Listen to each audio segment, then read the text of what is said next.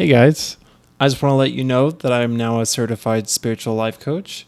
If you resonate with the topics and lessons that my guests and I discuss on my podcast, and you feel that you could use some empowerment and direction in your journey of becoming who you truly are, consider booking a free discovery call with me on my website at kindlemccullough.com. And now on to the episode.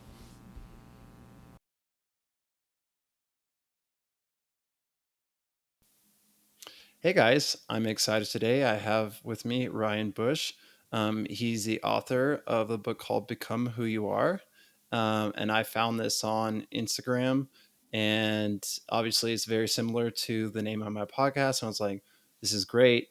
I checked out the back of it, what it's about, and I thought it was perfect theme to what I'm all about on this podcast. And so I read it, contacted Ryan. He was gracious enough to come on the podcast and to talk about it. So thanks for being here, Ryan.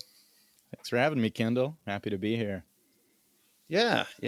So do you want to give us a little background about yourself, who you are, how you came to write this book? Yeah. Absolutely. Yeah, there's a ton of relevant context, so I'll try to not dive too deep into any one part. But this whole journey started from a few different points. So for one, I was just starting to become fascinated with my own mind and kind of practical philosophy, how to structure your mind for a good life. From a pretty early age, I was kind of becoming obsessed with this stuff when I was a early teenager, and initially that just started as me kind of noting the wisdom I was coming across, taking notes, giving imaginary lectures in my room, and Mm-hmm. and then that grew to reading all these books on ancient philosophy and modern psychology, and just kind of building this inner world around this. And it got to a point where I had so many notes that were just overflowing that I had to put out my first book, which was Designing the Mind: The Principles of Psychotecture. And that book kind of is what drew in my initial audience and enabled me to create a bunch of other things.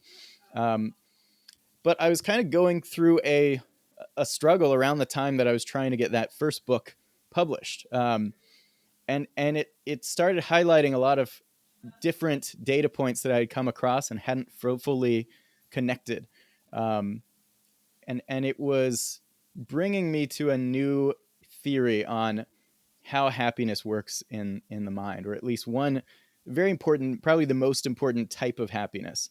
And we'll go into different terms for that. But essentially, I was dealing with kind of a mild to moderate depression that I couldn't Mm. fully explain based on my prior frameworks. I had the whole cognitive behavioral therapy thing. I was correcting my mental distortions, and I couldn't quite figure out why I was going through this. And it led me to reflect on these concepts of self-esteem and virtue, right? Because I noticed, well, my environment isn't really reinforcing the things that I pride myself on. I'm kind of going into work each day and feeling like I'm not really good at these things I always thought I was. I don't have the social environments telling me I'm good at these things, and so my self esteem was kind of eroding.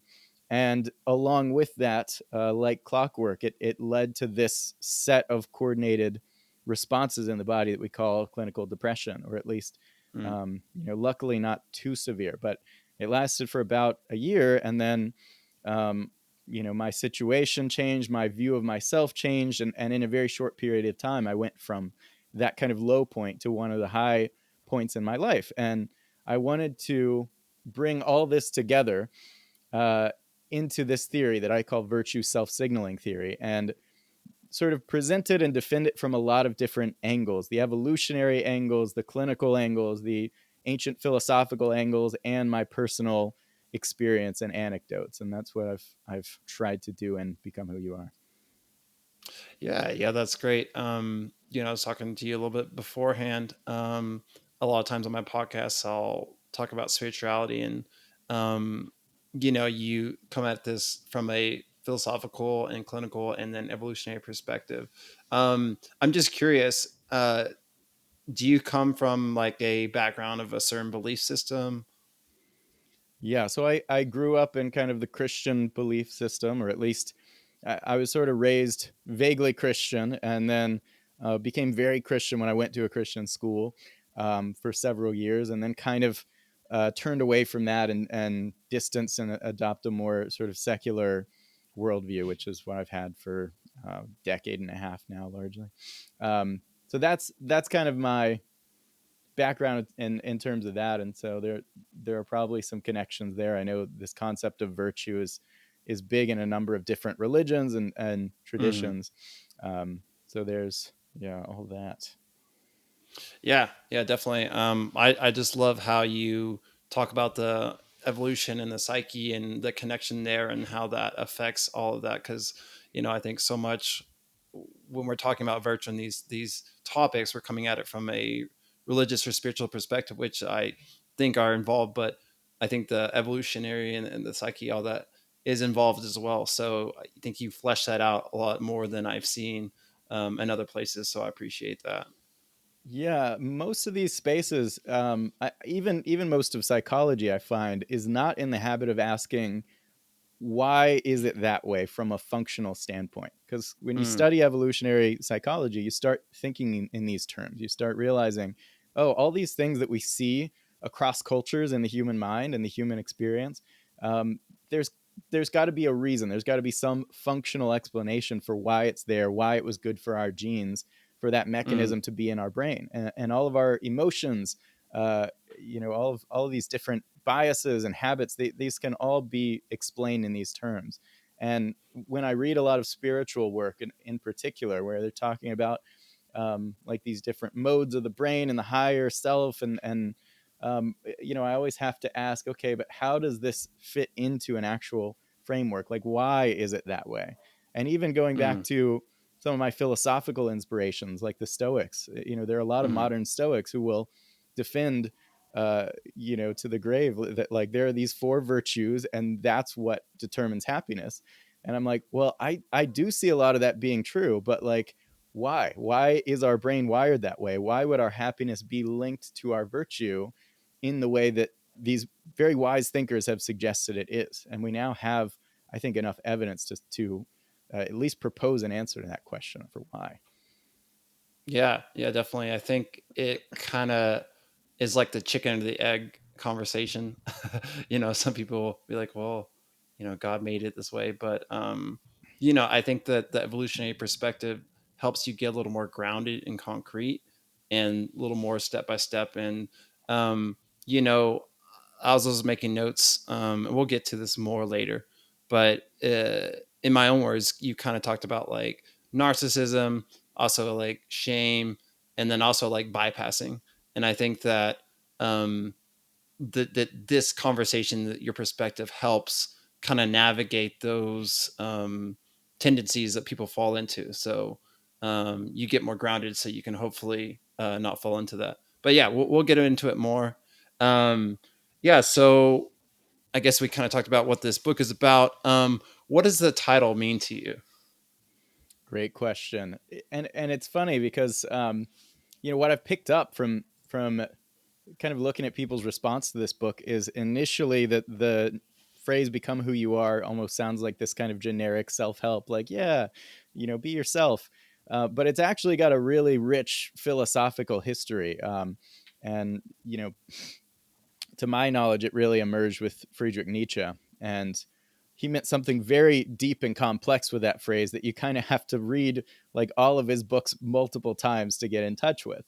And the way that I've interpreted what he meant and connected it to many different areas is that you've got a set of responses so that are sort of engraved in your genes, right? Um, and these are responses of admiration and disapproval, right? When you see someone taking a certain action, you admire them for it or you disapprove of it or something. And the same goes for yourself, right? You feel more admiration for yourself when you take the kind of actions you would admire in others, and vice versa. And um, and Nietzsche talked a lot about this idea that we have this sort of core self, and we have to sort of take these deep intuitions that sometimes may be contrary to what we think of as moral or virtuous as a culture, and we have to carve out our behaviors and our character such that we come to embody that core of values inside of us. And that requires this process of inquiring and figuring out, what are those values? What do I admire most? How does that sort of priority list, all rank? And then in some cases, he even argues, like, if you have a virtue, it's your virtue and yours alone. And so it's almost like you have this really unique fingerprint of values and virtues. And what it's all about is learning how to become that self. You've got this inner core self, and then you've got the actual outer behavior self, and getting those to line up gradually throughout your life is sort of this core task of achieving the greatest well-being and self-approval, which I think are deeply linked. And so that's what Nietzsche said: "You shall become who you are." And that's what I've interpreted essentially his words to mean. Yeah, that's great. I love that. It's funny because I didn't even know that Nietzsche kind of coined this term when I came up with the title. But I think I've picked up this general principle from studying different people and my own journey as well. Um, I'll tell you a little bit kind of my framework, how I came to my idea for the podcast name. And growing up Christian, one tenet that certain Christians really emphasize is original sin, and that's kind of this idea that we're humans are sinful at the core. And just on my journey, I began to believe and understand how much shame that brings, and how much like distrust of yourself and your body, and disconnection, and giving your power away, and kind of abandoning yourself, and ultimately I think abandoning God in a sense. And so uh, you know if looking at it from a Christian perspective again, when God created the world in the Bible, He created everything and said it was good. And so, my kind of framework is that in the core of ourselves, we are good. And so, if we connect with that, we can, um, again, like you said, become who we are. And there's those virtues, those values within us, and we can cultivate those and take the journey. And it's not that we just arrive, but we can continue to take the journey and blossom those. Yeah. And yeah, trust our body and everything, and our intuition and stuff like that. Um, but obviously there is these things that are not functioning the best inside of us. So we have to the ego. We have to take apart or examine that. And you talk about the ego later, so it'll be interesting to get into that later on. But yeah, I think a lot of your ideas and my ideas coincide, and we just have different ways we came to that conclusion. But the only gripe I have about your book is you didn't talk about Carl Jung. Yeah, well, so first, yeah, what you're talking about is a big part of Nietzsche's critique of Christianity, and the culture he saw Hmm. it creating around him. It's kind of this aggrandizement of shame, and feeling Mm. bad for your inherent flaws, and also over the suffering of other people, and kind of uh, lifting up what's negative instead of what's positive, right? And Hmm. he was all about saying, well, we should be focused on cultivating positive virtues, not feeling bad about our vices, Mm. and about other Right. people's misfortunes. And Hmm. I agree with that. I say early on in the book, like, I will only mention vice a few times. I'll mention virtue a million times in this book, because I Mm. think it's not motivating to be good, to believe you're bad. Hmm. It doesn't fuel Yeah. you to help the world become better, to just sort of stew in your guilt and depression, and Right. feel negative. So it's very It can fuel you positively. for like a short time, but Yeah, it quickly burns out and leads to fight or flight or freeze. exactly. It's not a very sustainable kind of motivation. And Yeah. in terms of Carl Jung, to be honest, I every time I've tried to get in, and to incorporate his ideas into my work, it's I kind of end up asking that same question that I mentioned before, of like, okay, why are you saying this? Like, you're Mm. you're Right. saying all these archetypes and dreams and all these different Mm. things are true, but I'm still looking for what led you to that conclusion. It doesn't have to be like Mm, modern science, but it always seems to me like, well, yeah, that's one way to make sense of all this noise and group it, but I could think mm, of, a dozen other ways. And so right. I haven't yet been able to like make sense of and integrate, Okay, yeah, that's fair. I think that, different people will come to the same conclusion, but they have different paths, and depending on who we are and our background and the way our mind works, um, what makes sense to us and how we get to there is different, and that's okay as well. And so it's like you find who resonates with you and who helps you grow, and that's okay. yeah. Awesome. So yeah, in the first chapter, you talk about the good life, and you kind of use like graph way to make sense of that. So do you want to kind of go into that? Yeah, I've sort of developed a way to talk about this verbally, even though it's largely a visual concept. Mm, But if you imagine there's a chessboard sitting on the table in front of you, you've got an x-axis left and right, and you've got a y-axis sort of closer to you and further away. And so this is sort of here to represent. Well, the x-axis represents pleasure and pain in our life. So further to the right means we're experiencing more pleasure in the moment, and further to the left means less pleasure or more pain, discomfort, right? And then you've got this y-axis, which is loss and gain. And so this is a little more of a long-term consideration. This is your money, your house, your possessions, right? Or things you lose, right? Um, and what I argue is that this two-dimensional chessboard is how most of us sort of navigate our lives by default. We're trying to maximize pleasure. We're trying to maximize gain. We sort of switch back and forth between that short term and that long term consideration. And the problem with all this is that very often this map doesn't sort of line up with reality. So we'll experience pleasure and gain, but we'll feel like we're less happy than we were before, or mm, we'll have mm, this loss and this pain, and we should be miserable, and yet we feel more fulfilled. And that sort of tells us we don't have a very good map, or at least not a complete map. Right? You can look at I like to cite the studies that found that lottery winners and paraplegics had the same level of happiness a year after their incidents. It's like, okay, by this ordinary way of navigating, that makes no sense. The lottery winner should be way, way happier, and the paraplegic should be way, way worse. But that's mm, just not mm, how it seems to work. And there are mm, countless stories of people sort of having these experiences that they thought would make them more or less happy, and it didn't work. And so, um, the argument I make is that there's a necessary third dimension that's essentially pulling the strings of our happiness. It's the reason we're actually happy when we think that what's making us happy is just that surface level stuff. And this third dimension is this virtue thing I keep mentioning. I know, yeah, many of us think of this as a sort of a moral purity thing, and there's a moral component to it. But uh, the ancient Greeks had this term arete for virtue that really meant excellence in many ways. And so it's about cultivating different types of excellence, right? And I like to point to things like creativity, right? That's not a moral trait necessarily. And yet, I think it's a big part of this virtue thing, right? For me personally, I've creativity has always been a big part of my identity. So if I mm, don't feel like I'm creative, if I don't have an outlet in my life for bringing that creativity out, I'm going to start to suffer.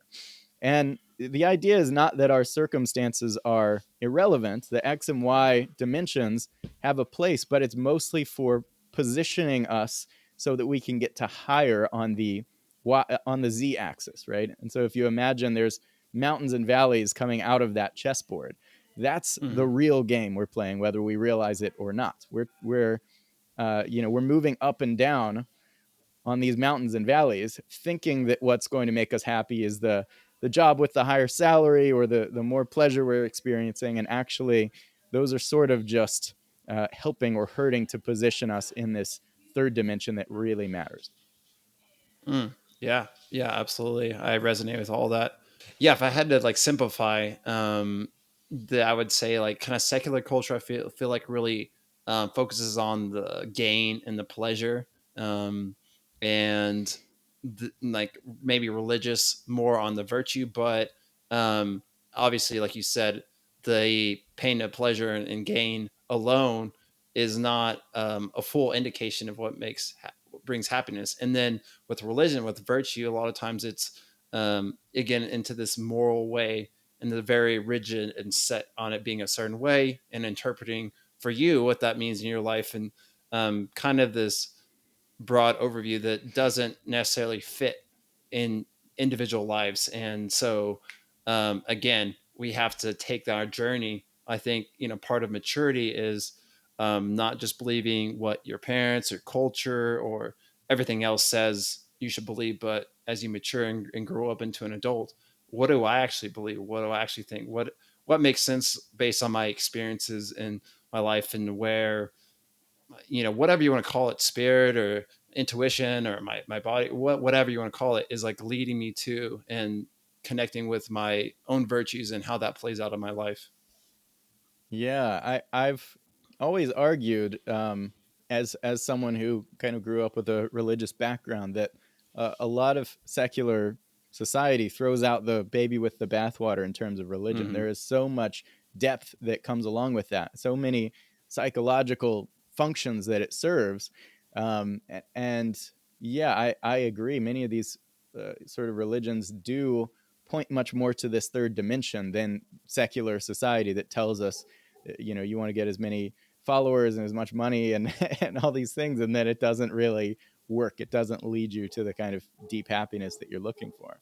And that term I use for deep happiness is eudaimonia, which comes from the ancient Greeks, and it's kind of this, ultimate overall well-being, this sense of like how we would rate our lives right now on a scale from 1 to 10.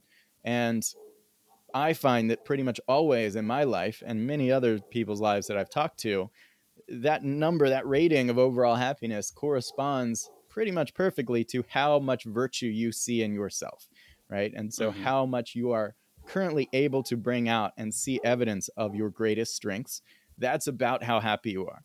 I don't know if that lines up with your experience too, but I can go through every period of my life and be like, yeah, it makes sense that that was a low point. It makes sense that that was a high point because I was or I wasn't able to bring out and see evidence of all these things that I admire about myself.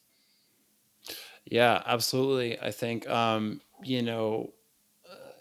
I was younger, I had all this, like, I use an example, in my 20s, I was like, okay, I'll be like my parents. I'll get married in my 20s, get a job, and I'll be happy, my goals. And then it didn't happen. And I was very disappointed and sad and all those things. And I had to readjust my perspective. Um, and, what is actually like fulfilling, and what am I actually pursuing, and kind of the virtues and values behind those things. And, figure out that a lot of times it's just something we can cultivate within us, but it doesn't. Those were society's measurements of what is going to make me happy, and I found that I can be happy and content, despite not having those things, and figuring out my virtues and like creativity. Like you said, that's one thing that is really fulfilling to me. um, and I still like parts of Christianity, and one thing that always resonates with me is like Paul talk about, like, I learned to be content through all circumstances. So, a lot of them were tortured and had all these terrible things happen to them, but they still had this content. And not that they were always happy in the moment, but they had a long term contentment because they were pursuing their highest values. So, yeah, it resonates with me. Yeah, and yeah, philosophy is filled with these kind of figures who had terrible circumstances. Viktor Frankl in the Yeah. concentration camps. He's Hmm. one of many sources of this idea that it's like, yeah, this is, even the worst possible suffering, you can find a kind of fulfillment through your character. Um, and yeah, those sort of societal prescriptions, not only can you be happy without them, but often more so, right?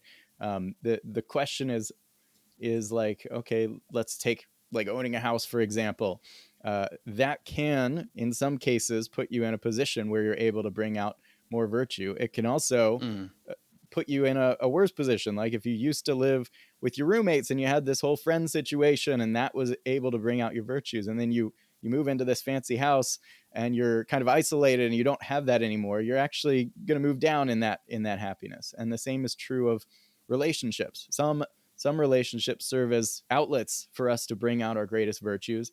Others suppress them. Others relationships actually make us less happy than we were if we were by ourselves, because they really they don't give us that opportunity to bring out or be appreciated for our greatest strengths. So you really have to almost completely disregard everything society tells you is good and really make those assessments on your own on a case by case basis. yeah, absolutely. I think we're both saying like look deeper than the surface, look deeper than the materialistic kind of mindset, and um, there's always something behind that that's actually fulfilling. I wanted to ask you, what do you believe in? This is coming probably from that Christian background, but like, do you believe in like absolute truth? Great question. Um, I do believe that there is, you know, a true reality sort of underneath all these layers, because it seems Hmm. conspiratorial to assume there isn't. But there are a lot of different ways that could look, because our Right. brains, our senses, um, they all have been programmed by evolution, right? We have been programmed to perceive the world around us Mm, in whatever way was most adaptive for our genes. And so, what we are seeing in the world around us might just be an interface to the actual data, the actual reality under it all. But I see no reason to think there isn't that reality under it all. And so, when we talk about what's true, we are using concepts, we're using a map to represent the territory underneath it. So no mm. claim you Yeah, can. Terrence McKenna. Oh yeah, I mean Yeah, the all map that is not the stuff. territory. Yeah, yeah. Yeah. And so all of our beliefs, everything we can put into words is just an approximation of truth. We can be more true Yep. or less true, but we can never put into concepts or words absolute truth, right? Absolutely. I'm 100% on that. And that's one reason why I've really gravitated towards the mystics, because I think they understood that Mm-hmm. based on their experience. And I'm going blank about the guy right now, but he's a cognitive psychologist, but he talks about how like our five senses only see approximation of reality. And I think it's obviously something you'll appreciate in the way of using science to back up what the mystics and meditators and gurus like said based on their experiential um experiences meditating and stuff, and experiences with the divine, whatever, that it helped them see that our five senses are just a symbolic representation of reality, and so it helps us not be too dogmatic about the literal interpretation and way we see reality. And so, not that there isn't absolute truth, but um, it's only an approximation when we use logic and words and things like that. So it helps us be more open. And so I think, going back to virtues, I think virtues are um, they're getting to absolute truth or reality, but then again, how those play out in our individual lives, and what that means is different. So don't get too caught up in your little understanding of them and how that is supposed to look in someone else's life. Yeah, well, a couple things. One, you might be thinking of Donald Hoffman, who wrote The Case Against Donald Reality. Hoffman, that's the guy. Yeah. Yeah, super interesting argument. And then, yeah, in terms of the truth of our virtues, that this is kind of one of the reasons why I advocate for really looking inside yourself, because you can question all the concepts that have been introduced externally to you, right? You can doubt whether this one thing you've been told is a virtue actually is. But it's pretty unmistakable when you have this impulse of, I really admire this person for this reason. It's almost like that's a part of your experience that has to be true, regardless of what's sort of this underlying reality. And so, really learning to trust those impulses over what you've been told is good or bad. Yeah. Yeah. Yeah. So, religion and spirituality, or like Christians will talk about evil and the devil and stuff like that. And then spirituality talks about, well, and psychology talks about the ego. Um, and then, I always think of like Maslow's hierarchy of needs, and you kind of touched on that too. And like self transcendence. But I think you argue in the book that, ego isn't just an evil thing, and self transcendence is not actually like the goal. Do you want to kind of get more into that? Yeah, absolutely. I think there was a time like back in the 90s when self-esteem was all the rage and everyone was thinking that was sort of the key to uh, making happy people is tell them they're awesome, tell your kids, your students, whatever, that they're the best, and that will help make them happy and successful long term. And there were problems with that. It didn't seem to work that way. And then now it seems like what's all the rage is self transcendence. So if we shouldn't artificially sort of inflate our self esteem, we must just have to escape this whole idea of the self entirely. And this has a long history in Eastern philosophy.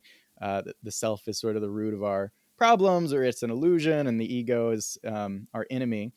And I'm sort of questioning that too, and saying, I actually think the self, the ego, whatever you want to call it, self esteem, is the ultimate regulator of our happiness. The reason Mm, why we have this overall happiness and unhappiness is to respond to our self perceptions, right? hmm But what I'm saying is, so the idea isn't to artificially inflate our self-esteem, and it's also not to escape ourself entirely. It is to genuinely and authentically elevate our self-esteem by becoming better, right? By actually taking those actions that show us our value instead of just using empty words to tell us. I think you could do a lot worse than transcending your ego. I think that would cut you off from the worst sort of suffering that people tend to experience, which is sort of this identity suffering that leads to depression. You're self-critical. You tell yourself all these negative things about yourself throughout the day, and that takes you to a very low place in terms of happiness. And so, at least transcending your ego, disabling your sense of self, would cut you off from that suffering, like we see many sort of spiritual teachers talk about. But I argue that, well, actually, an even better place to be is to have a sense of self that you truly admire. You're truly proud to be who you are. And those self referential thoughts that you think are generally like, I'm proud of how I did on this, and I'm grateful I have these strengths. And they're mostly like good things about yourself. And that's how I think our happiness is wired to work and why it's there. Yeah, absolutely. I think that, if we transcend the ego, that actually leads to psychosis and then like spiritual bypassing. And then how can you relate to others and suffering in the world and stuff like I think that non duality and oneness um, can, just that perspective can lean that way. And it's not relatable, and it is escapism. And people that are pursuing that will continually try to escape themselves and the world and other people, and so they're always pushing away, and yeah, trying to escape. And I don't think that's ultimately healthy or what we're called to do. um, Mm. and then obviously, like, then there's people lost in the ego. And I think it's like you said. I think that when we pursue our virtues, it um, ultimately leads from the view of the self to how can I partner with my virtues and goals and stuff like that. How can that not just benefit me but benefit the whole? And I think that our virtues naturally lead that way. So um, some people, I think there's also like the martyr complex. You need to give yourself to other people and help them, which is great. But I think that it can also skew in this way of self abandonment and like, what is my path and my virtues, and that's equally damaging. I think we're very much on the same page. I sort of use this metaphor sometimes that, like, um, you're creating this painting, right? But you're right up against the canvas right now, And the purpose of a lot of these spiritual seeming things like mindfulness and metacognitive awareness is to sort of step back from this painting you're creating, which is yourself, your character, right? And get a clear perspective from a distance so that you can go back in and improve it, right? The way a lot of it is approached in spiritual circles is you step back and then you step back some more and you step back some more and then you walk off the continent, right? The idea, I think, is not to use mindfulness and metacognition to escape yourself, but to step back so that you can get a Mm, perspective to build a better self.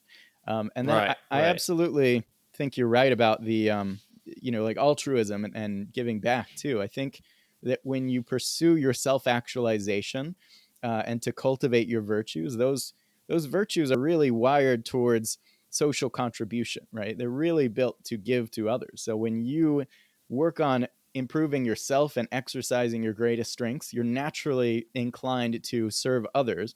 Whereas, like you said, if you have this fully other oriented view and you don't pay attention to yourself, you are going to sort of decay, right? You're sacrificing yourself, which just doesn't work. It's not sustainable, and so it's a less effective way to serve others, to focus strictly on others. Oddly enough.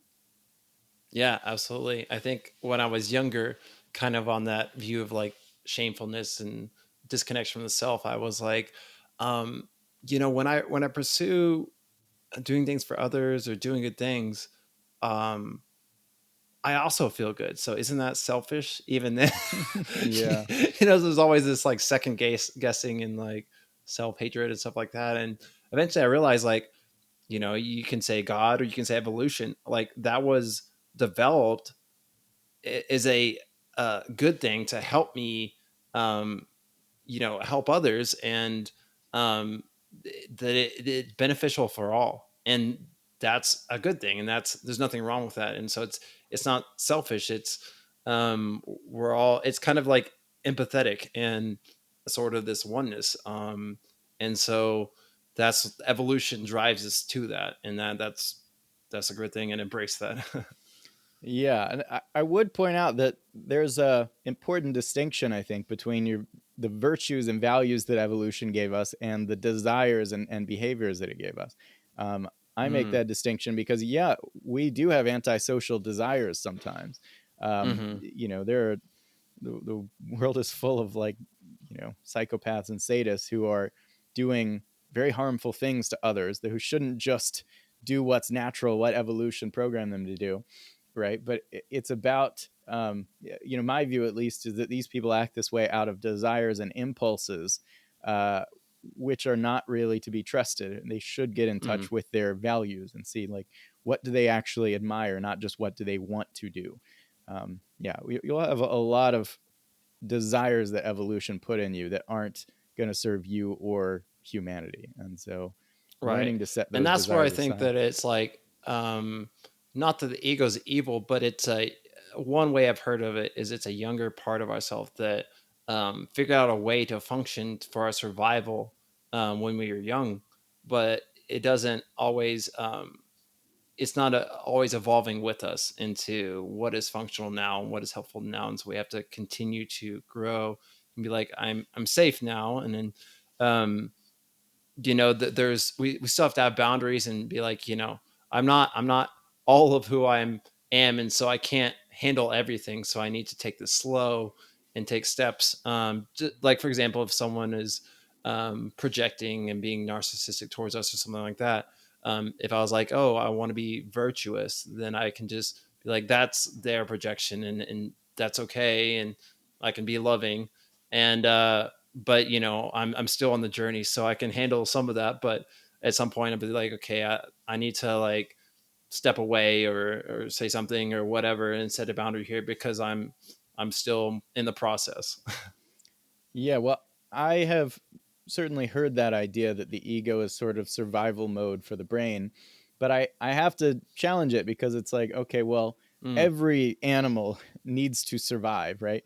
And yet right. humans are the only ones that we see this ego thing really being present Mm, in, or at least to the extent that we have it, right?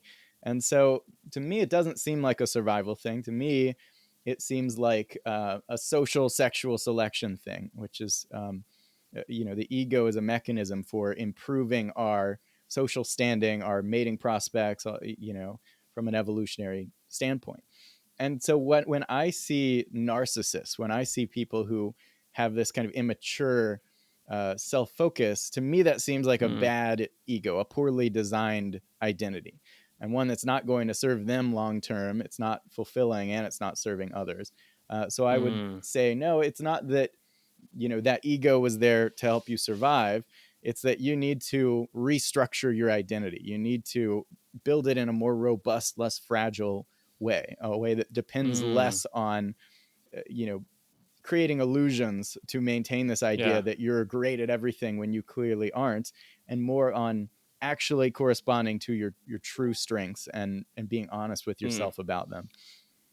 Yeah. Okay.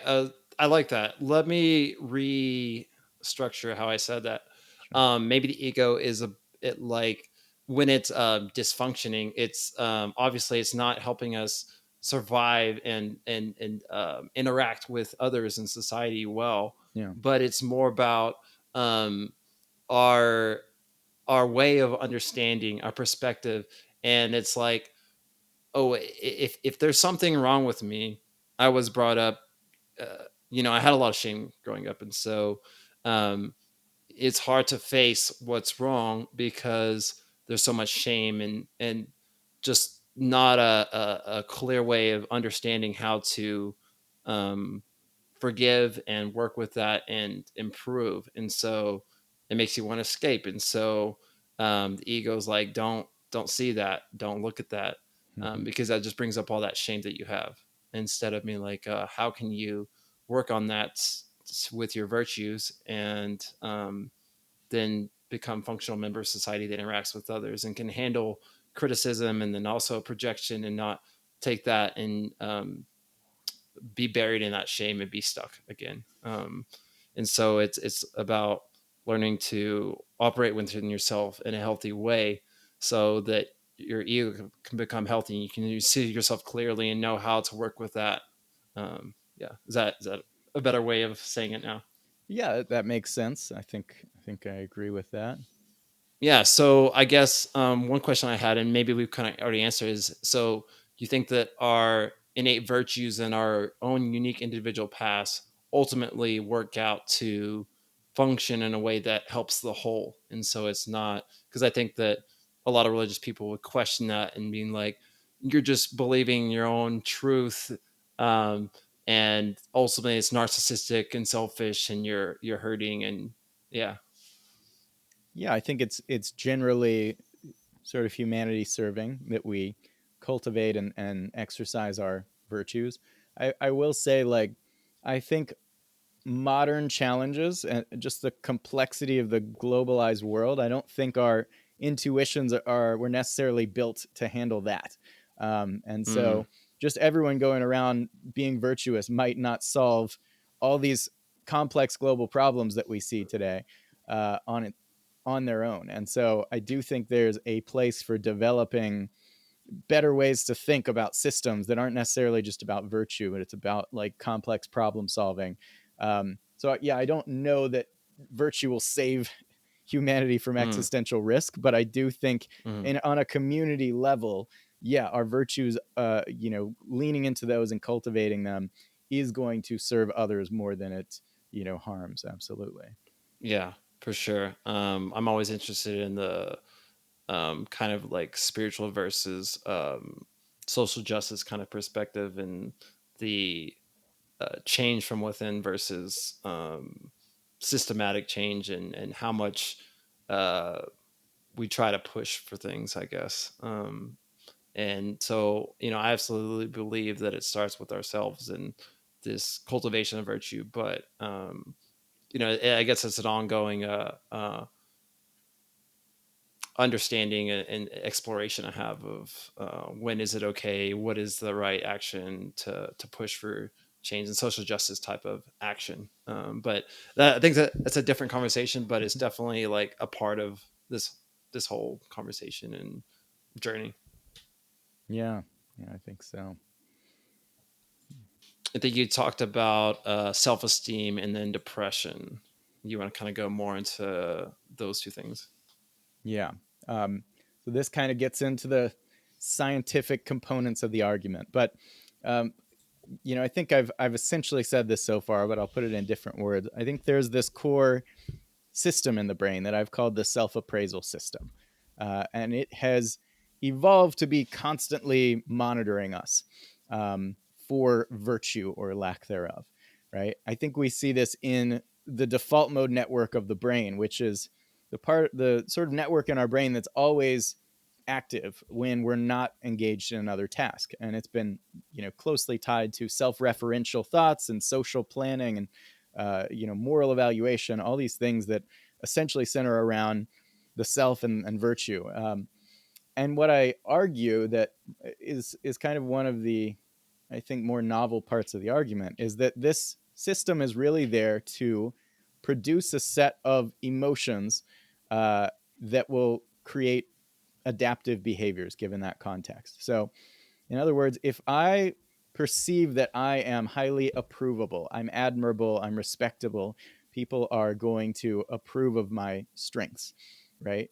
That creates a program in the brain where it says, okay, we've got an opportunity to harness this, to capitalize on it.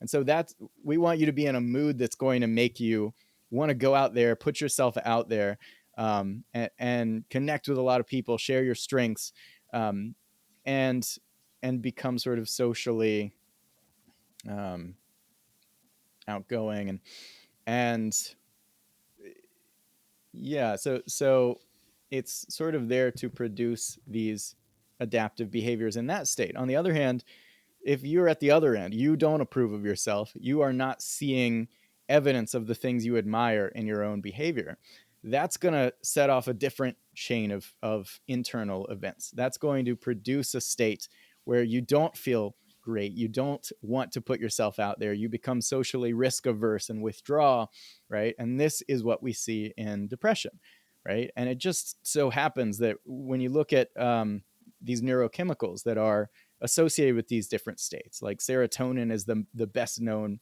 one. Well, serotonin throughout the animal kingdom is sort of a social regulator. High serotonin makes you want to be socially active and get out there. Low serotonin makes you want to put your tail between your legs and lie low.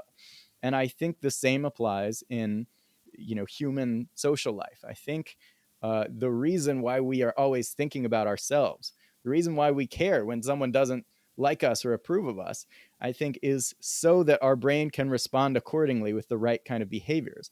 Because from an evolutionary standpoint, if no one approves of you, if you don't even approve of yourself and you're taking all these actions that everyone around you hates, you don't need to be putting yourself out there and drawing a lot of attention to yourself, Mm-hmm. right? That's not going to be good for your social status. You might get exiled from your tribe. Like, good things are not going to happen. So it basically puts on the brakes and says, let's stop putting ourselves out there for now until we've restructured this identity, these behaviors, we've cultivated these virtues that are going to make you approvable, right? And so Mm-hmm. I'm essentially arguing that the reason why we have a sense of overall well-being in our lives at all is to produce these kinds of behaviors that our genes want us to, right? And that can be really cruel because when we look at clinical depression, it's like really this awful state is just there to make us more likely to pass on our genes. But ultimately that's the perspective that I've adopted, and it's held up well even since publishing the book in my experience. And so this is it lines up with everything I've read about depression, the symptoms, the causes. Um, some people have argued that depression and low self-esteem go together because depression is just this chemical imbalance that has the symptom of low self-esteem and self-criticism. And I don't see nearly as much evidence for that as that self-esteem is the initial trigger. Low self-esteem is like a Mm-hmm. low, the gas light turning on when you've got a low fuel gauge, right? And depression is that light saying you need to stop. You can't just keep doing this. Essentially, yeah. Go ahead. Yeah, yeah, I think that's all great. They're definitely like signals to us for us to examine ourselves. And um, you know, we low self-esteem and then depression is saying, hey, don't put yourself out there so much. There's things for you to look at. You're not in a healthy place, you're not safe to put yourself out there when you have high self-esteem and self-worth, and you're putting yourself out there, you're doing all these things. But I also think that and then also it's like take a look at other people and their perspective of you, and there's something to evaluate here. But again, there's also, what if your self view is skewed? There's things you're missing uh, to actually be proud of yourself and have self esteem for. And then also, what are other people's perspectives of you, and is that accurate? Does that line up? Does that And so again, looking at virtue helps you get a clearer mirror. What's going on? Am I aligning with my values? And maybe I am. So maybe um, my self esteem will improve if I can see that and align with that and accept that. And then I'll get out of this depression and I'll be strong enough to go out there and. Um, but then maybe there's things I need to change, and once I do that, take that action, like you said, then that gets me out of the depression. I think you're absolutely right. And this is where we kind of get into cognitive behavioral therapy, which is, the most effective therapeutic treatment that's ever been developed so far, at least that we have good evidence on. There's two parts to it, the B and the C, right? The B is mostly what we've been talking about, which is actually taking the behaviors that make you proud of who you are. And there are methods for doing this that scale to different levels of well being or depression, generally called behavioral activation. But then the C part is your cognition, your beliefs about yourself. And sometimes these can be skewed, they can be distorted. You can be missing information and social feedback. Um, I think, particularly in the modern world, when there's so many things different than how our brains evolved, right? That, some of us get social feedback from social media platforms instead of human faces. That's going to cause problems. And so we can Hmm. develop these very distorted views of ourselves, even if we really are embodying our values. We can believe that we're not. And that's when you have to go in and examine those thoughts and identify the distortions and say, oh, no, this is all or nothing thinking. This is me making an error in my self judgments. And so, between those two, the cognitive approach and the behavioral approach, I do think that's the best way to navigate your way out of depression is those two Mm. components. Hmm. One will be more effective for people who really aren't taking many behaviors that make them proud of who they are. And the other will be more effective for people who are living that life, but just aren't able to see it. Everyone but them can see how great they are. And so there's two approaches, but they're trying to achieve the same thing, which is showing you what's great about you. Yeah, yeah. I think all of that is great. One perspective I'll add, and you tell me what you think, is I'm really big on somatic therapy, and maybe this is kind of where Carl Jung kind of comes in, the unconscious, because I think so many of our beliefs and perspectives, things that affect us, and based on others and culture and beliefs you've grown up with, is in the unconscious, and we don't even realize it. And even with like CBT, doesn't necessarily come up, and so psychology is really diving into this. Whether it's psychedelics or meditation or like EMDR, tapping. There's so many different ways they're getting into the Mhm. somatic element to bring up the unconscious, bring up these uh, things that we didn't realize about us that's affecting us. So then we can bring it to the surface conscious and deal with it. And then the CBT and the behavioral can uh, finish finish out healing these things. Yeah, it's a great point. And so I have been studying more and more of these kind of somatic approaches. And on Mindform, my community centered around this stuff. We have like guests come on, guest speakers, where they'll talk about EMDR, or they'll talk about somatic therapy. And I have definitely increased my understanding of this space of the unconscious and ways of tapping into it. But here's how I currently frame it. Um, Sure. so this self-appraisal system we're talking about that produces either well-being, depression, everywhere in between, right? This is a later sort of introduction in our evolutionary chronology, right? We don't go that back. Most animals don't have this whole cognitive mechanism, Mm. Right. and they have something that's been called like learned helplessness or resignation, but it doesn't really have all the components of clinical depression, right? And so all this is to say, this is sort of a newer addition in our software, in our hardware, our prefrontal cortex, and I think depression comes along with that. And so I do think that if you're dealing with these newer pathologies in humans that have this cognitive element, CBT and that type of approach that's more surface layer, more conscious rather than unconscious, is going to be your best approach. And that's what I think we find when we look at depression treatment. There's still not that much evidence that these somatic treatments are nearly as effective for depression as something like CBT. On the other hand, there are much older pathologies, right, that do have to do with survival more than just socializing, right? That you can experience trauma from literally almost losing your life or any number of things that can really leave an imprint on your unconscious, and it leads you to adopt these beliefs, behaviors, changes that you don't necessarily have conscious access to, and that can, yes, serve as a precipitator for a state like depression, but ultimately it's best understood on its own level of emotional learning and somatic learning. And so it's for those things like trauma that I really think the somatic uh, avenues show a lot more promise.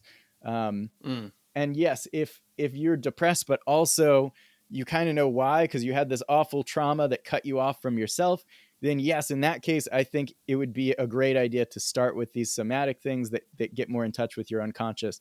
But if you don't have that, and you've got uh, more standard, like straightforward, clinically simple depression, I think starting with something like CBT on a cognitive behavioral level would be a better place to start. Yeah, yeah, I can see that. I'm just thinking about my own journey. Like kind of had a like a Kundalini awakening. I don't know if you've heard of that. Transpersonal psychology calls it spiritual emergency. Mhm.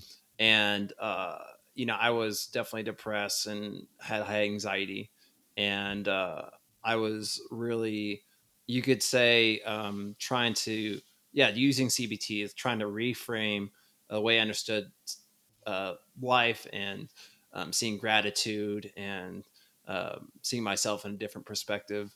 And I think that that was helpful. But it eventually led me to kind of the somatic release experience, which was really helpful and transformative. But in the same time, I think a lot of times when it happens, it releases more of the trauma that's stored, and you have to deal with that. And Mm. so it's a nuanced thing. But what you're saying, I think, resonates with me, that the CBT type intervention um, is a first line, and then that can lead to deeper somatic uh, elements that deal with the deep trauma, which um, may be contributing to the depression in the first place. Yeah, and that's great that helps so much for you. That's awesome. I guess I would say too, sometimes just looking at CBT and going straight to the cognitive, like distortions and stuff. It's they say the best. There's some quote in the book about how if you want to know what you're worth, do your duty and then you'll know. Mm, Thoughts alone won't show you. And so I think the behavioral realm and generally like restructuring your identity can be a more effective way for a lot of people than just identifying and correcting flawed thoughts. For me, mm, I got depressed. I had kind of an identity crisis uh, that led me to get depressed for that one year. And I think partly shifting my identity was needed, also partly shifting my circumstances. So I had an ability to show myself who I was. mm, I think that was all mhm, crucial. But this is where I think what I'm arguing builds on the CBT framework, because there's a lot of context left out when you don't understand that evolutionary origin for these mechanisms, right? mhm. If you just Right. practice the steps in CBT, it may not be as effective as understanding that virtue is kind of at the core of all of it, and our Yeah. self-regard, that's really what Hmm. it's all about if it's depression we're talking Hmm. about, and low self-esteem. Yeah. Well, you were talking, earlier about self transcendence and that being a tool to step back and look at yourself. We could even see depression as a negative way for that same mechanism to step back and look at ourselves and be like, okay, this is a signal pointing to me that this isn't the identity I want, or this isn't the perspective I want. So what are we going to do about it? Yeah. Instead of just being like, oh, I'm in a hole. Oh, this depression, there's something wrong with me. How do we fix the depression? It's like, no, the depression is a signal. So that's not the core of it. So can we look at ourselves and our identity and then shift that in whatever way we need to get out of it? I absolutely think that's a part of the function of depression, and it's not really well understood that depression would have a function in the first place. But I think there's plenty of Mm, evidence. It doesn't work like other diseases. It doesn't get more likely as you get older, for example, and your organs sort of start to decay. Like it doesn't work that way. I think it lines up much more with an evolutionary adaptation that is meant to send you a signal that is, don't just keep going like you are right now. Don't just keep pushing ahead while ignoring the feedback you're getting. You need to stop and actually re-strategize, rethink who you are and what you're great at, because you've made an error in this path so far. You got to change course. yeah, yeah, that's great. I think that kind of goes with you were talking about antidepressant medication, and it has such a low success rate because it treats the symptoms rather than the root cause. Yeah, absolutely. I think, again, I mentioned like the neurochemical components, and yeah, it does seem from a number of different angles like serotonin is closely connected to depression. There are a few other neurochemical changes as well. Dopamine's lower, cortisol's higher, but serotonin does seem to be the principal one. But when you treat it as the initial cause, that's when you have a problem, right? When you just try to elevate serotonin artificially without asking, why is serotonin low? Well, your brain is just gonna balance that all out. It's gonna be like, huh, weird. Well, I think I'm a piece of shit, right? I have no self approval, but serotonin's really high for some reason. We need to lower that, and that's when you're going to have to increase your dosage, and you build up a tolerance, and eventually the effects wear off. And this is what we see. One, antidepressants often don't work better than a placebo. Two, even in the studies where they do, they don't last. The effects wear Mm, off, unlike right. something like CBT. And three, they have Mm, pretty awful side effects that are pretty prevalent. I'm yeah. not convinced that psychiatric medication as a whole has crossed the threshold where it's actually causing net positive. And that's Mm, not hmm. that's not a view of medicine on the whole. That's specifically psychiatry. I just don't think Mm, we're there yet, and it actually mm, is more likely to cause harm than good. Whereas these behavioral, these cognitive approaches are generally going to be a much healthier, less risky, and more enduring way to improve your well-being than just trying to treat the symptom, the artificial sort of inflation of right. these chemicals. Yeah. Yeah. I'm in a large agreement. I'm not, against meds. I think that sometimes if you're experiencing very extreme or acute emotions in these states, meds can help you regulate. But my hope and my wish for everyone is to not see that as the answer and to believe that they can do these, CBT and these other things to work at the root issue and improve and then not need beds long term. And like you said, there's a lot of negative side effects, and so I don't see them as long term solution for sure. Yeah, I compare it to. I think a lot of people's perception is that medication is breaking out the big guns, right? I would say it's throwing a Hail Mary. Like, yes, if you are chronically severely depressed and you've tried a lot of other things, by all means, like try anything you can. You can try medication with, a physician or a clinician telling you how to do it. But it's really the wrong way to think about it, to think it's like this more powerful, approach, really, the big guns are these learnings and these changes in your thoughts and Hmm. behavioral patterns. And Mm. this is a last resort, is to try Yeah. medicine and roll the dice to see if it'll work for you. Hmm. Yeah, and I also say on the flip side that these different somatic interventions, meditation or psychedelics or whatever, absolutely can be amazing and helpful, but they're also not like a pill that solves it. You also have to do the integration work afterwards, and people do have the danger of just going back to these things over and over again. Um, as the answer themselves, and that can be again get into bypassing and not actually like healing that long term. Yeah, in general, the quick fixes are not, they're Yeah. what you want, but they're not the answer. They can play a Right. part in it. Like I think psychedelics are really promising for accelerating introspection and Hmm. your Hmm. understanding of yourself, your values, right? It's a great tool. And meditation also is a great way to get distance from that Hmm. constant feed of self-critical thoughts if you're in that state, right? Like these are great tools, but they're not quick fixes, and they shouldn't be treated as the solution in themselves, so much as a way to accelerate potentially the work that you have to do on your own. Yeah, absolutely. um yeah, so is there anything else we haven't covered that you want to cover? Now, we covered a lot of good stuff. It's been a good summary of the ideas, I think. Yeah, definitely. And yeah, I'm a life coach, and a big thing I do is get out a sheet and put a bunch of values and help people identify like what values really resonate with them, what or are called to in the moment, and how they want to integrate that in their life, and so get really down deeper than a lot of times people may think. Or and I also too want to say, and I've said this before, is that I think that when we focus on values, that can help us um cut across lines of tribalism, of people having these different beliefs about reality or belief systems or whatever, or these different languages. If we can um, go down the values, I think a lot of times we have similar values, and when we can get past all the fluff of the symbols Mm. and the words, we have similar values, and we can connect and relate and function a lot better together. I think so.